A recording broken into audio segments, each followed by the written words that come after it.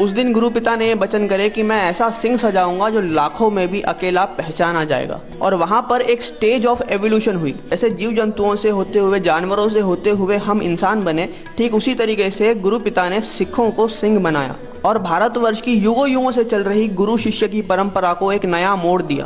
पहले ऐसा होता था कि जो राजा होता था वो युद्ध कला में, क्षत्रिय धर्म में निपुण होता था और ज्ञान के लिए वो एक गुरु धारण करता था। गुरु पिता ने जो सिंह बनाया उसे राजा योगी कहा गया, जो हर राजनीति, धर्म और ज्ञान का जानकार भी होगा, लेकिन राजाओं की तरह युद्ध कला, क्षत्रिय धर्म में भी निपुण होगा, जिसका कोई भी शारीरिक गुरु नहीं होगा, जो किसी भी साकार की पूजा नहीं करेगा, आदर सारे धर्मों का करेगा, लेकिन वो खुद में पूर्ण होगा। क्षत्रिय धर्म, राजनीतिक धर्म और परमार्थ का जो एक संगम होगा वो होगा एक सिख।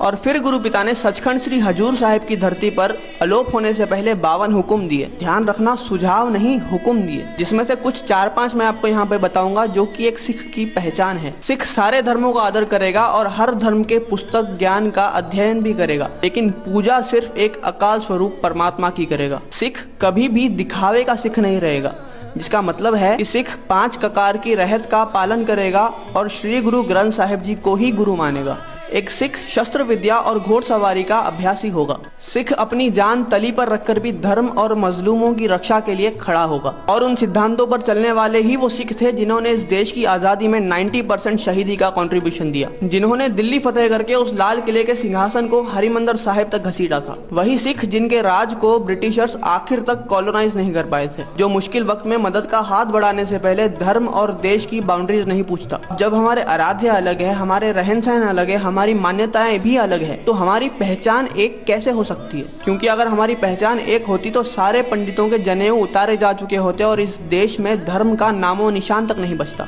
तो अगर आप एक नॉन सिख हो तो अपनी राय बनाने से पहले आपको ये जान लेना चाहिए कि सिख होते कौन हैं। क्योंकि जिन लोगों को आप शहरों में और मूवीज में अय्याशी करते हुए, नशे करते हुए देख रहे हो, उन्हें तो गुरमत भी सिख नहीं मानती। क्योंकि जो गुरु के हुक्मों से विपरीत चला गया, उसने अपने आप को सिख बुलवाने का अधिकार भी खो दिया। तो उन्हें देखकर पूरे सिख धर्म की गलत मान्यता बनाने के बजाय उन्हें जाकर बोल दीजिए कि you are not a Sikh. Waheguru ji का खालसा, वाहिगुरु जी की फतेह।